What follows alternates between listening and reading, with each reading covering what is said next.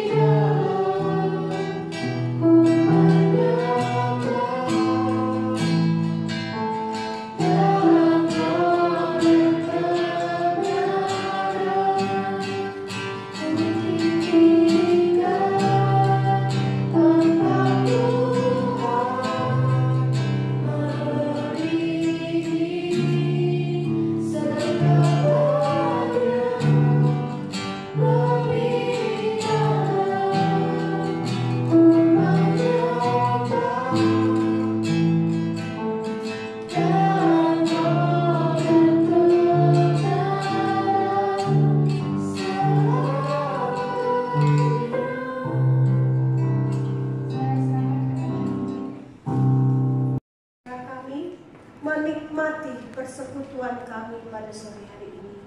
Tuhan, urapi hamba-Mu yang pada sore hari ini akan menyaksikan akan kasih dan kebaikan Tuhan. Biarlah hanya kebaikan Tuhan yang hamba saksikan. Terima kasih Tuhan, kami serahkan waktu ini ke dalam tangan-Mu. Di dalam nama Tuhan Yesus kami berdoa. Amin. Saya pakai mic ya biar masuk ke dalam, enak ya suaranya. Suara saya hari ini serak-serak basah kayak rambutan. Tapi saya berharap tidak merusak telinga kita.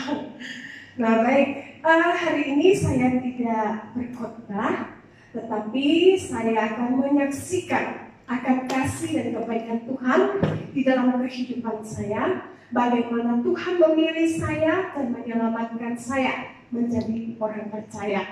Nah, saya berasal dari sebuah keluarga besar atau KB. Kalau kita tahu di sekolah KB itu keluarga berencana, tapi KB-nya saya ini adalah keluarga besar. Nah, saya berasal dari keluarga besar, totok lagi orang Teociu ya. Nah, jadi dari lahir bahasa saya sehari-hari bukan bahasa Indonesia, bukan juga bahasa Inggris. Wah, tapi bahasa Teociu ya. Jadi di rumah tuh tidak ada atau tidak mendengar ada yang berbicara pakai bahasa Indonesia. Tidak ada. Kami berbicara menggunakan bahasa ibu, yaitu bahasa Teociu. Nah, tapi saya bersyukur bertumbuh dewasa, saya belajar beberapa bahasa. Saya belajar sama teman-teman bahasa Kek, kemudian saya bisa. Lalu saya belajar bahasa Indonesia di sekolah. Di sekolah saya di kampung itu tidak pakai bahasa Indonesia. Ketemu teman-teman ya dari kampung semua pakai bahasa ibu, bahasa Teociu, bahasa Kek gitu ya. Nah, jadi belajar bahasa Indonesia, benar-benar belajar bahasa Indonesia itu ketika saya sudah SMA, berada di kota Pontianak di Santo Petrus gitu ya. Nah, saya belajar bahasa Indonesia. Kemudian berada di sekolah teologi STT Lawang. Di sana tidak mungkin saya pakai bahasa Teociu ya, kecuali ketemu orang-orang Pontianak yang mau berbicara dengan saya menggunakan Teociu atau Kek, baru saya bisa menggunakan bahasa itu. Nah, jadi keluarga saya atau keluarga besar saya ini adalah keluarga yang tidak mengenal Tuhan. Nah, kakek saya orang Teociu totok dan sangat berpegang teguh pada keyakinannya, yaitu Konghucu. Buktinya adalah setiap Imlek hari pertama, kakek saya akan mengeluarkan armadanya, mengeluarkan Johnson namanya kalau di kampung ya, Johnson, terus motor air gitu ya, untuk membawa anak, menantu, cucu, cicit semua pergi ke mana kira-kira? Pergi ke Lenteng untuk sembahyang. Ya, jadi dari kecil saya dibesarkan tuh dalam keluarga Konghucu yang sangat totok. Bahkan waktu makan pun kami tidak boleh berbicara. Waktu makan pun kami tidak boleh sambil makan sambil minum. Kalau anak-anak sekarang kan tidak seperti itu ya, makan minum tidak masalah. Ya, tapi zamannya saya kecil, makan tidak boleh ngobrol, tidak boleh minum. Wah, kolot sekali ya. Nah, jadi orang tua kentut pun tidak boleh tertawa. Jadi semua itu diatur sedemikian rupa sehingga kami ini tidak berani tertawa. Kalau mau tertawa lari jauh-jauh dari ketawa, gitu ya, supaya nggak kelihatan. Gitu. Nah, itulah keluarga besar kami. Tapi orang tua di zamannya saya, orang tua di kampung saya, mereka itu mengizinkan, bahkan mendorong anak-anaknya pergi ke sekolah minggu, pergi ke gereja. Kok bisa ya? Padahal kan mereka punya keyakinan yang sangat kokoh pada kepercayaan mereka yang Konghucu gitu ya. Tapi mereka kok mendorong anak-anak mereka supaya pergi ke gereja, ikut sekolah minggu, ikut remaja dan sebagainya. Kenapa kira-kira? Ada yang tahu? Ada yang bisa bantu jawab? Kenapa? Karena mereka percaya bahwa di gereja itu nggak mungkin mengajarkan anak-anak itu rusak, betul ya? Mereka percaya bahwa di gereja tidak mungkin mengajarkan anak-anak mereka jadi maling, nggak mungkin mengajarkan anak-anak mereka untuk melakukan hal-hal yang tidak baik. Mereka percaya bahwa di gereja anak-anak mereka diajarin sesuatu yang baik. Nah, tetapi ada syaratnya. Ada yang tahu nggak kira-kira syaratnya apa? Anak-anak boleh ke gereja, tapi ada syaratnya satu. Kira-kira apa? Anak-anak mereka tidak boleh dibaptis. Itu syaratnya.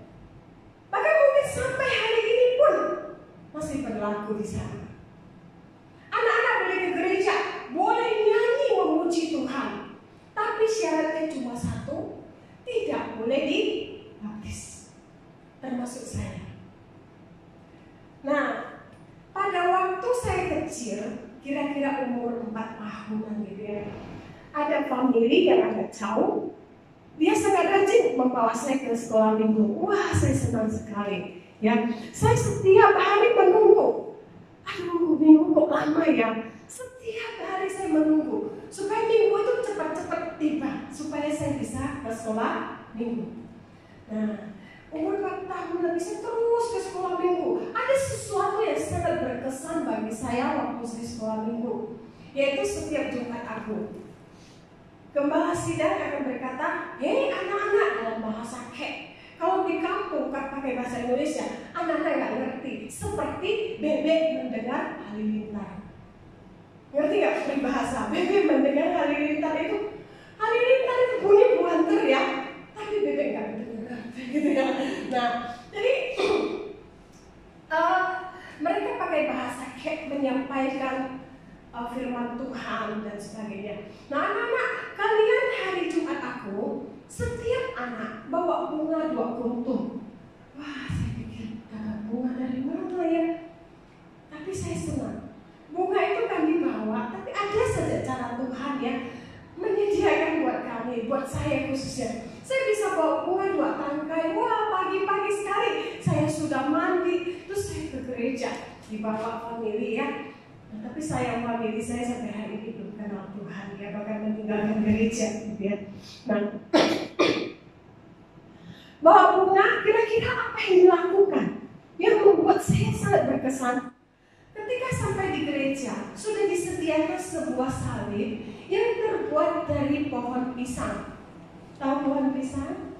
Pasti tahu ya. Nah, jadi sudah tersedia sebuah salib yang terbuat dari pohon pisang. Jadi setiap anak sekolah minggu yang datang, bunga yang dibawa itu ditancapkan di pohon pisang itu. Nah, sehingga bentuknya apa? Salibnya kelihatan sangat indah. Nah, itu berkesan sekali bagi saya ketika mengikuti sekolah minggu. Nah, dengan bertambah dewasa, saya sudah mulai kelas 4 SD kira-kira begitu. Saya mulai meninggalkan gereja karena memiliki teman-teman yang tidak mau ke gereja, dan juga waktu itu gembala sidang kami diganti, kami tidak senang gitu ya. Oh, masih kecil nggak senang gitu ya. Nah, kemudian karena nggak senang, teman-teman kita nggak usah ke gereja. Hamba Tuhan yang baru tidak menyenangkan. Wah, dengar ya, masuk kuping. Ya sudah, kita ramai-ramai tidak ke gereja. Lalu apa yang kita lakukan? Kebiasaan kami main di sungai, namanya juga anak kampung ya kan, anak desa gitu ya. Berenang di sungai panjang gitu ya. Tapi kalau hari ini suruh saya turun, saya takut apa loh? Takut buaya. Nah, jadi saya tuh main di sungai bersama dengan teman-teman, wali sekali. Yang namanya tidak ada pakai baju renang, yang pakai selek, tahu selek? Sarung dong. Nah, pakai sarung mandi di sungai. Apa yang dikerjakan? Teman-teman saya bilang gini.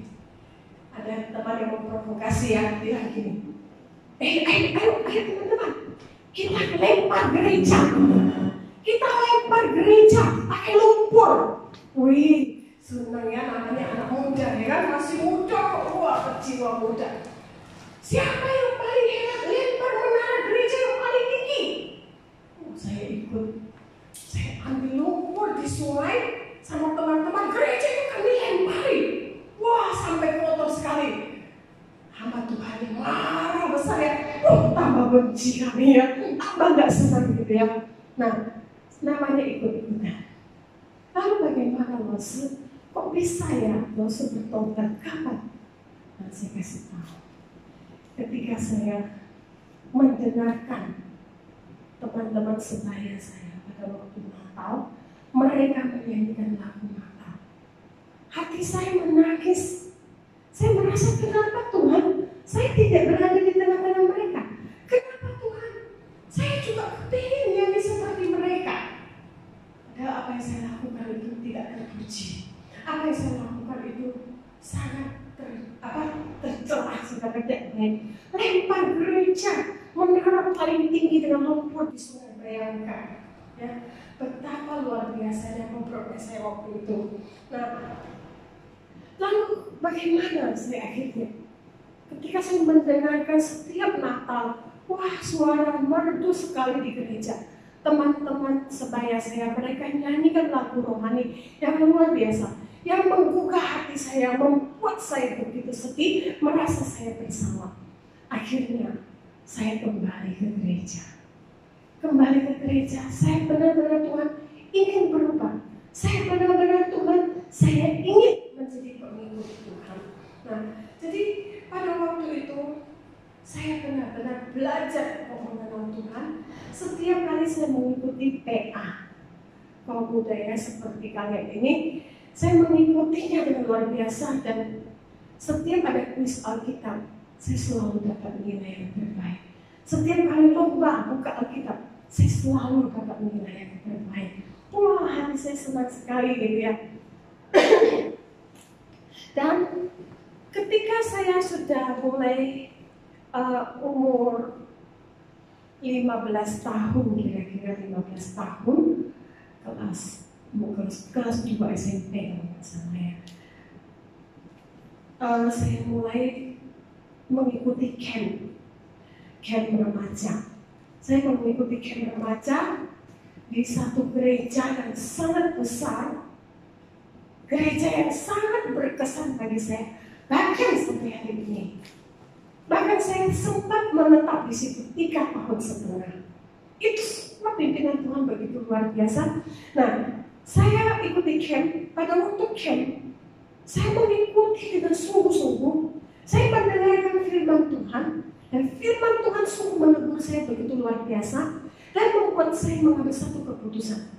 Tuhan, saya mau menjadi hamba-Mu. Saya mau dibentuk untuk menjadi hamba-Mu secara full-time. Ya, nah saya acungkan tangan saya. Air mata saya mulai keluar. Saya menangis, Tuhan, saya mau Tuhan. Saya mau dipakai oleh Tuhan. Saya mau melayani Tuhan. Nah, setelah saya mengambil keputusan itu, lalu hamba Tuhannya berkata demikian. Kalau kamu mau menjadi hamba Tuhan, mulailah kamu belajar menjadi seorang guru sekolah minggu. Saya mau. Saya benar-benar mau ya.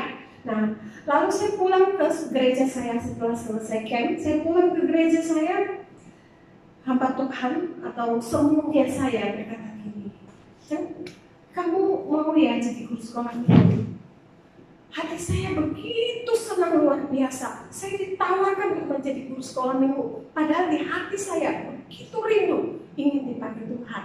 Lalu saya mengikuti, saya menjadi guru sekolah minggu. Bayangkan ya, waktu saya masih jadi murid sekolah minggu, saya punya 2 orang guru ya, guru sekolah minggu. 2 orang kakak kelas saya ini guru sekolah minggu saya luar biasa, sangat rajin, angin hujan tidak pernah menghalangi mereka. Bahkan kedua orang ini memiliki panggilan untuk menjadi hamba Tuhan. Ya, mereka sedang dipersiapkan di gereja untuk masuk ke sekolah teologi. Lalu saya juga mengajar sekolah minggu. Bayangkan masih on ya, masih nggak terlalu itu. Saya ngajar sekolah minggu bagaimana? Saya cari buku cerita gitu ya, yang kira-kira bisa saya kaitkan dengan firman Tuhan. Lalu saya kan nggak bisa hafalkan panjang ya. Saya bacakan kertas itu, saya bacakan ceritanya.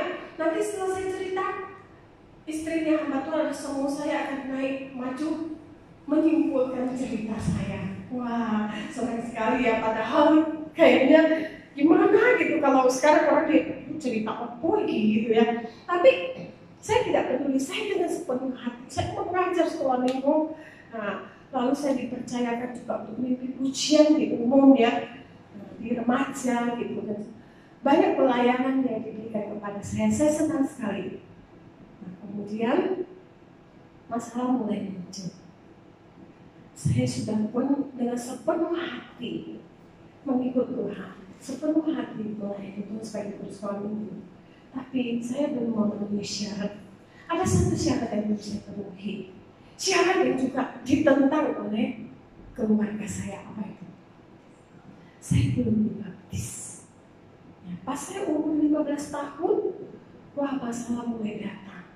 Saya Tuhan ingin dibaptis, saya ingin Tuhan menyatakan iman saya dengan sungguh-sungguh. Wah, bagaimana ini saya bicara dengan orang tua saya? Saya sempat nyinggung sedikit ya. Baru nyinggung saja sudah, wah, mama saya marah, papa saya marah. Ya, kalau Tuhanmu bisa turunkan beras dari langit, silakan kamu baptis. Kalau Tuhanmu bisa pelihara kamu, bisa kasih kamu makan, tinggal saja di sana selamanya, tidak apa-apa. Wah, baru ngomong sedikit sudah kena begitu ya, seperti kena halilintar gitu ya. Wah, gimana ini? Wah, saya bagaimana caranya? Ada kerinduan yang begitu luar biasa di dalam diri saya. Akhirnya saya bergumul dengan Tuhan. Saya memohon pertolongan Tuhan. Saya meminta Tuhan buka jalan. Dan saya berpikir ini, Tuhan, kalau saya tunggu izin dari papa mama saya, mungkin sampai hari ini saya tidak akan pernah baptis. Bahkan keluarga saya tidak ada satupun yang akan kenal Tuhan. Sehingga dengan penuh resiko saya ambil keputusan bahwa saya tetap harus baptis. Tapi caranya tidak memberitahukan kepada orang tua. Jangan ditiru ya. Tapi saya yakin bahwa kalian orang tuanya sudah mengenal Tuhan, berbahagia, bersyukur ya. Nah, saya berpikir gini, cara pikir saya masih sederhana. Saya berpikir, saya mengambil keputusan untuk dibaptis bukan berarti saya tidak cinta sama orang tua saya. Justru karena saya cinta mereka, saya menerima Tuhan Yesus sebagai Tuhan dan Juru Selamat saya. Karena saya ingat janji Tuhan kepada Cornelius dan keluarganya. Kalau kamu percaya, maka engkau dan seisi keluargamu akan diselamatkan. Itu pegangan saya sebagai anak remaja pada waktu itu. Jadi akhirnya tiba waktunya, hati saya begitu senang, ya. Tapi juga ada campur sedikit ketakutan. Jangan sampai papa mama saya tahu. Semoga orang-orang di gereja yang tahu yang saya dibaptis ini tidak cerita ke orang tua saya. Wah, saya dengan penuh was-wasan ya, gitu ya. Akhirnya tiba waktunya, wah, saya cari baju putih lengan panjang. Karena baptisnya pakai baju putih ya. Kalau di kampungan ada itu ya, aturannya pakai baju putih. Akan dibaptis selam di mana? Di tempat rekreasi. Wah, senangnya luar biasa ya, rekreasi, baptis. Wah, senangnya luar biasa. Akhirnya kami berangkat. Papa mama saya nggak tahu, kirain saya pergi rekreasi gitu kan. Nah, setelah saya dibaptis, saya pulang. Saya bertekad, Tuhan, ubahkan sikap saya yang buruk. Tuhan, ubahkan segala kelakuan saya yang tidak baik, yang bisa jadi batu sandungan bagi orang tua maupun bagi adik-adik saya. Nah, adik saya 7, sama saya 8. Saya anak pertama, ya. Nah, saya berdoa, Tuhan, tolong saya supaya saya punya satu perubahan hidup yang nyata. Yang tidak hanya sekedar dibaptis, tapi baptis itu menyatakan iman saya kepada Tuhan. Jadi ada satu perubahan hidup yang nyata. Saya minta sama Tuhan. Wah, saya lakukan apa? Papa mama saya senang, tapi dia tidak tahu bahwa saya sudah dibaptis dan saya sudah punya tekad akan berubah, gitu ya. Suka marah, suka emosi, suka berantem sama adik-adik saya sudah tidak ada. Mulai saya buang ya. Dan disuruh apa saya akan kerjakan. Nah, ketika beberapa waktu kemudian Ciloko orang Jakarta bilang masalah muncul. Ii saya, sepupu mama saya yang juga anggota gereja di mana saya dibaptis atau saya bergereja, cerita kepada mama saya bahwa saya ini sudah dibaptis. Wah, papa mama saya seperti kesambar petir. Ya, marah. Wah, marah ya, gak karu-karuan ya. Kamu ini anak durhaka, anak tidak tahu terima kasih. Kamu bukan anak kami. Keluar. Terus tahu, saya ketakutan. Saya menangis. Ya, menangis, saya ketakutan. Lalu saya hanya pakai baju di badan saya. Saya ambil karung goni, saya lari ke gudang atau di garasi mobil.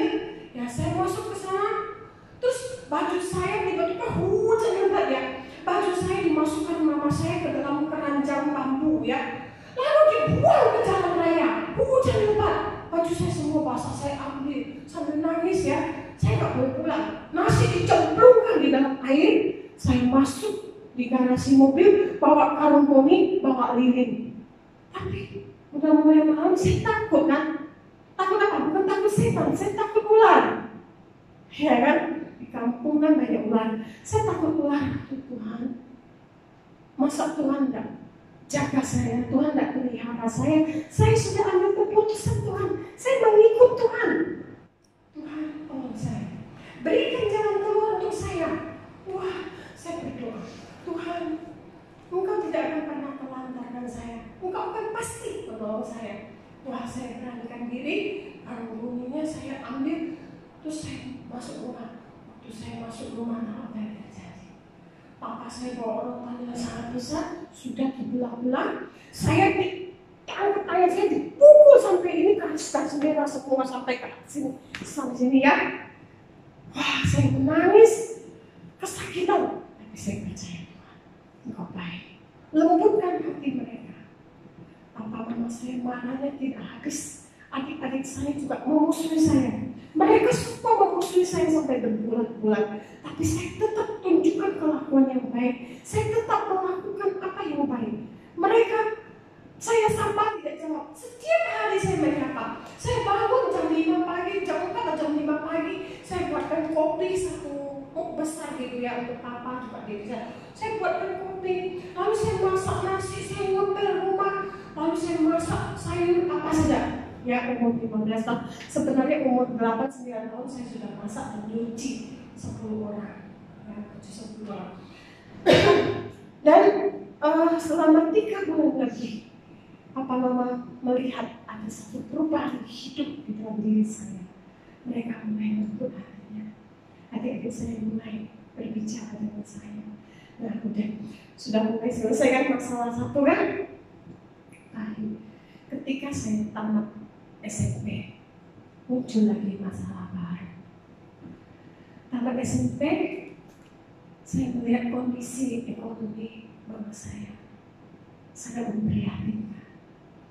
Sehingga waktu itu saya mengambil keputusan begini, ya tamat SMP, dan saya orang kampung ya, sudah saya selesai. Saya berangkat ke Hong Kong saja, ikut ibu saya. Ngerti ke Hong Kong? Ngerti? Untuk apa? Menikah. Ya, saya memutuskan ikut ibu saya. Siapa yang mau saya nikahi? Saya tidak tahu. Pokoknya ikut ibu saya nanti dijodohkan di sana, gitu ya. Surat saya mulai diambil ibu saya, aku diproses. Saat itu ada camp remaja. Yang keberapa saya lupa. Yang keberapa camp remaja keberapa? Wah, saat ikuti camp itu di tempat yang sama, di gereja yang sama. Yang akhirnya sebelum saya ke Jawa Timur kembali, saya menjadi kepala sidang di sana selama 3,5 tahun. Ya, jadi ketika saya melihat ada brosur dan juga pengumuman di gereja asal saya, ada camp remaja, saya berpikir uang dari mana? Saya mau ikuti camp ini bagaimana? Hati saya itu kepingin, saya pikir gini, mungkin ini camp terakhir buat saya. Sebelum saya pergi ke Hong Kong dan menikah gitu ya. Oh, ini camp remaja paling terakhir untuk saya. Tuhan baik, Tuhan buka hati aku, saya, istri paman saya. Kamu mau tak pergi camp? Nanti Jimu kasih kamu uang. Wah, luar biasa ya. Jadi itu bukan suatu kebetulan ya kan? Tuhan atur. Wah, saya mau. Kalau saya kasih saya uang, gereja membayarkan transport ya. Wah, saya berangkat ikut camp. Saya pikir ini, Tuhan, campku yang terakhir. Biarlah ini camp sungguh boleh berkesan bagi saya.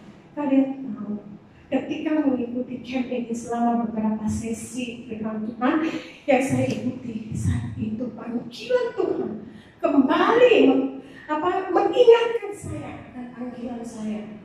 Wah, saya nangis. Saya kata sama Tuhan, saya sudah ambil keputusan.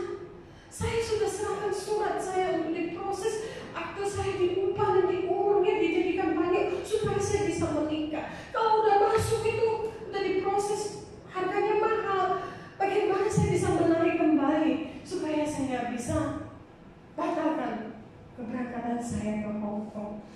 saya sedih sekali selama itu. Saya bilang sama Tuhan begini, Tuhan tolonglah saya. Tuhan jangan biarkan saya. Tuhan, saya ingin Tuhan untuk menjadi hamba-Mu, melayani Engkau seumur hidupku. Aku ingat Tuhan janjiku, aku tidak akan mengingkarinya. Aku tidak mau seperti Yunus Tuhan, aku mau Engkau pakai Tuhan. Wah, nangis saya luar biasa ya.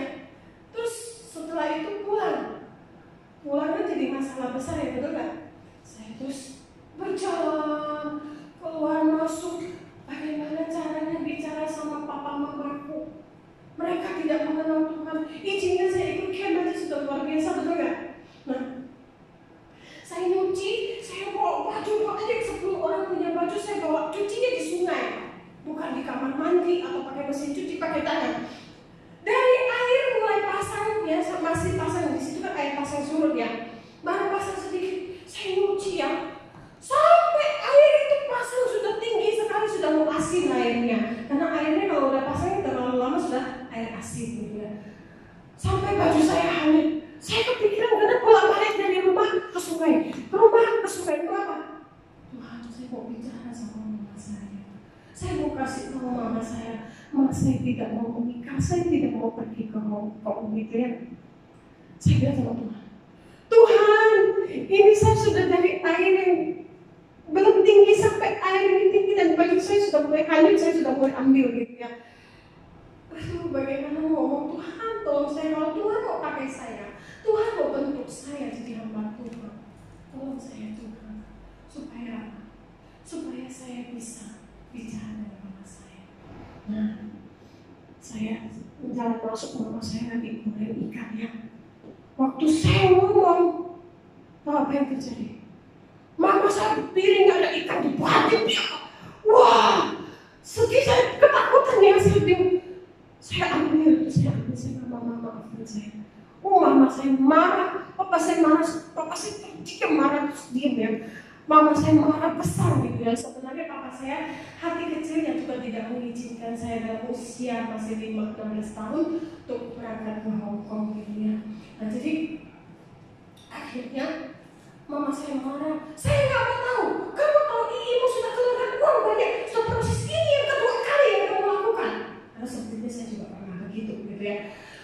Saya tidak bisa memaafkan saya. Mama saya tambah marah gitu ya. Sama saya dimusuhi. Mama saya aduh nggak karuan gitu ya. Terus saya pikir, kamu kalau bisa cabut nggak usah di Pontianak. Saya pikir, Tuhan, duit dari mana? Mau pergi Pontianak, naik mobil, naik apa namanya, angkot ya. Mau bayar berapa? Saya nggak punya uang gitu kan. Dan nggak mungkin saya cerita ke orang-orang juga nggak mungkin kan. Terus Tuhan itu baik sekali. Saya punya anak sekolah minggu. Dan itu masih sepupu saya yang kecil, sepupu yang kecil. Anak sekolah minggu saya, Cici kenapa aku nangis? Saya bilang, Cici ini nggak mau pergi Hongkong. Tapi surat itu sudah masuk diproses dan bayarnya mahal. Kalau nggak secepatnya Cici pergi cabut. Padahal saya nggak tahu rumah Ii saya di Pontianak itu di mana, gitu kan?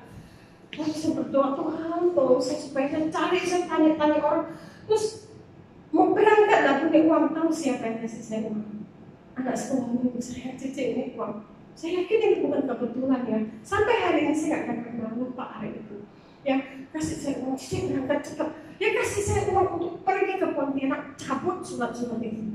Pergi ke Pontianak. Saya juga tidak tahu di mana rumahnya. Pontianak begitu luas, asing lagi bagi saya kan. Saya sampai Pontianak, saya tanya, akhirnya ketemu. Saya bilang sama Ii saya, Ii maafkan saya tidak mau Hongkong. Ii saya marah juga ya. Terus sudah, saya tolong cabut. Mungkin mama saya juga ganti rugi ya, beberapa ratus ribu lah waktu itu ya. Nah saya, terus akhirnya puji Tuhan, batal berangkat ke Hongkong, ya kan? Batal berangkat ke Hongkong. Ini saya tidak akan berkepanjangan, saya pikir sebentar lagi akan saya akhiri. Nanti kalau mau akan saya ceritakan lagi bagaimana panggilan saya untuk masuk ke sekolah teologi, tantangan apa lagi yang saya alami. Kalau kalian mau, nanti kesempatan yang akan datang. Nah, setelah itu saya pulang, Saya juga memusuhi keluarga. Mereka tidak pernah mengajak saya bicara, bahkan mereka tidak peduli dengan saya, gitu ya. Tapi saya percaya bahwa Tuhan sudah memilih saya. Saya akan bacakan satu ayat firman Tuhan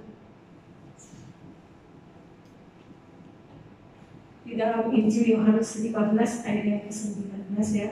Sekiranya kamu dari dunia, tentunya dunia mengasihi kamu sebagai miliknya.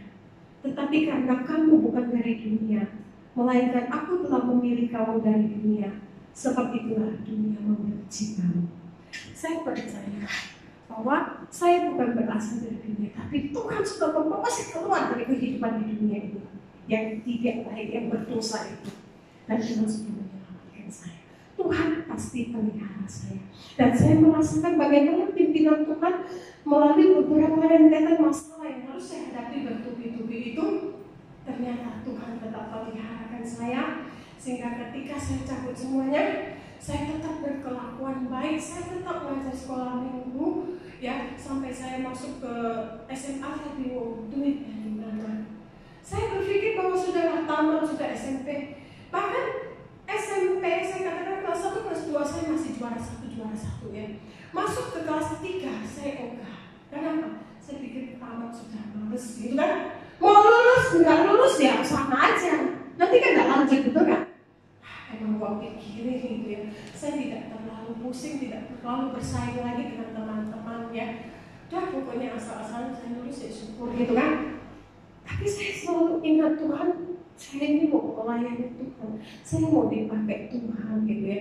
Saya bagaimana bisa masuk ke sekolah teologi kalau saya tidak melanjutkan gitu kan. Setelah saya tamat itu, saya bergumul lagi bagaimana saya bisa masuk ke SMA tanpa biaya. Tuhan itu baik, kalian tahu. Melalui tamatnya mama saya, hukumnya gitu ya. Bertanya kepada mama saya, anakmu mau nggak saya sekolahkan di Pontianak, tapi tinggal sama saya. Wah, saya tidak peduli lagi, saya mau dijadikan apa di sana, yang penting halal, yang penting baik gitu ya. Hukum saya baik, saya pasti akan melakukannya. Wah, akhirnya saya diambil dari kampung ya, kampung keluar kota sampai di kota kayak orang gitu ya. Dimasukkan ke sekolah terkenal lagi di Pontianak. Waktu itu sekolah terkenal hanya ada 3, 1 Petrus, 1 Paulus, dan Immanuel ya, tidak salah, Asisi ada. Tapi yang paling terkenal 2, 1 Petrus sama 1 Paulus ya. Nah, saya dimasukkan ke 1 Petrus. Kayak dari desa masuk 1 Petrus ya. Kalau yang pintar-pintar masuknya pagi, saya masuknya siang. Berarti saya bukan termasuk yang pintar gitu kan. Nah, kelasnya kelas paling ujung, kelas J. A sampai J kelasnya. Satu kelas itu 40 lebih 50 orang. Saya masuk kelas J. Nah, bayangkan masuk sekolah 1 Petrus biayanya tidak kecil. Kalau kelasnya mama papa saya nggak mungkin bisa sekolahkan saya. Mereka sekolahkan saya. Nah, di sekolah itu pun kalian tahu, saya tinggal seperti Cinderella. Saya kasih tahu, saya seperti Cinderella pada waktu itu, tinggal di istana yang sangat megah di lingkungan saya. Rumahnya 3 tingkat, rumahnya sangat mewah. Hidup saya kelihatannya enak. Setiap minggu baju saya diambil yang lama, digantikan yang baru.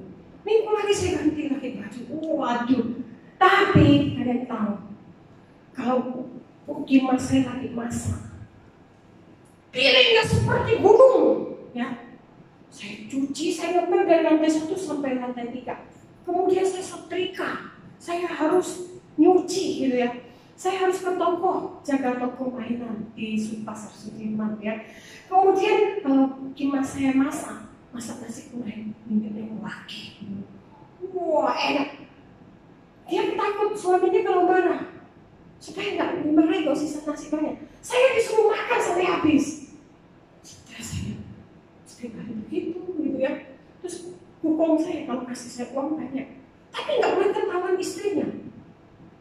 Sembunyikan di bawah sepatu saya, pergi sekolah titip orang lain. Enak kan? Itu banyak uang kan? Tapi tekanan batin luar biasa. Mereka kalau sudah bertengkar, wih, seperti perang dunia kedua. Gerbang dibuka lebar, lantai 3 hari sampai lantai 1, ramai sekali.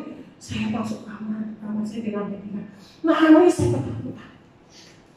Sepanjang 1 tahun, saya gak kuat, saya takut. Saya diingat. Lalu bagaimana saya lanjutkan sekolah saya? Saya ikut UPEK saya akhirnya, pokoknya bapak saya. Ya. Sekolah di sana, saya tidak bisa seperti princess, seperti Cinderella.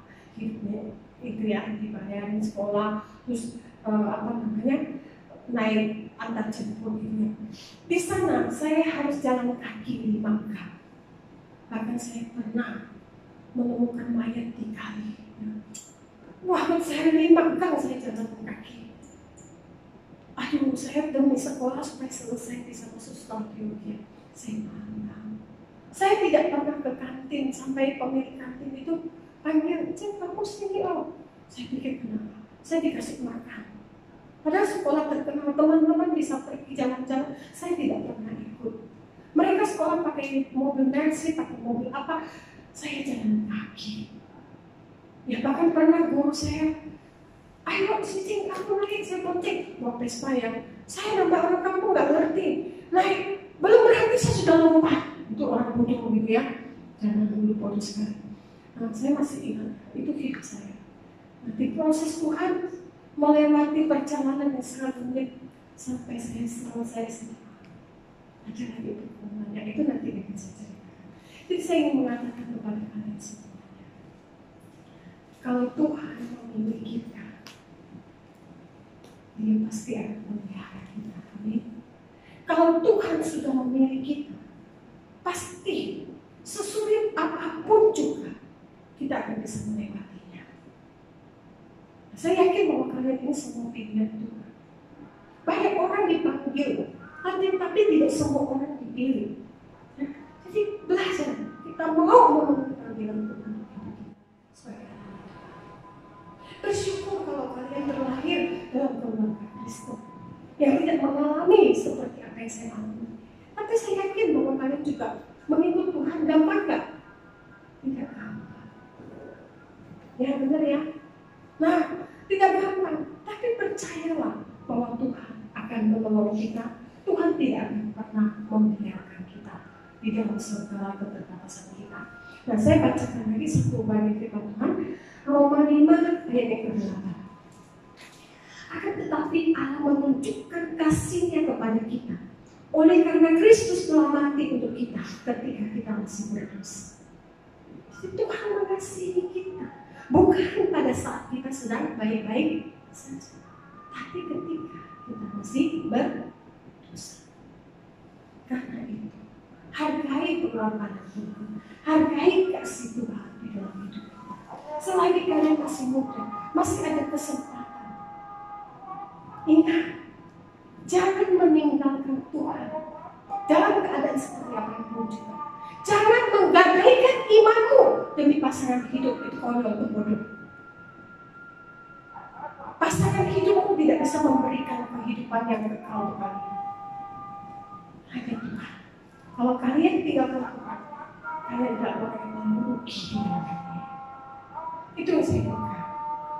Ketika Tuhan memilih saya, membawa saya keluar dari kehidupan keluarga yang tidak pernah lakukan, justru Tuhan buka jalan yang baik, jalan yang indah, supaya keluarga saya bisa dimenangkan.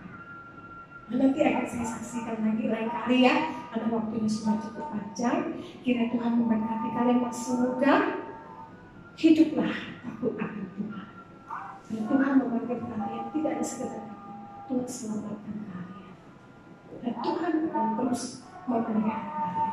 Bersandarlah kepada Dia, karena Dia saudara yang kuat, yang kekal, yang tidak pernah meninggalkan kita. Amin. Mari kita berdoa. Terima kasih Tuhan untuk kesempatan yang Engkau berikan kepada kami. Kami sadar Tuhan, ketika kami mengambil keputusan untuk mengikut Engkau, ada tantangan, ada rintangan yang harus kami hadapi. Iblis pun tidak senang melihat kami dekat dengan Tuhan. Dia terus menggoda kami, membuat kami meninggalkan Tuhan. Tapi Tuhan di dalam masa muda adik-adik kami ini, peliharakan iman mereka Tuhan, agar dalam segala situasi, dalam segala keberadaan, mereka selalu ingat Tuhan yang terbaik dalam hidup mereka. Tuhan adalah kekuatan dalam kehidupan mereka. Tuhan adalah pengharapan satu-satunya dalam kehidupan mereka. Tuhan pelihara mereka.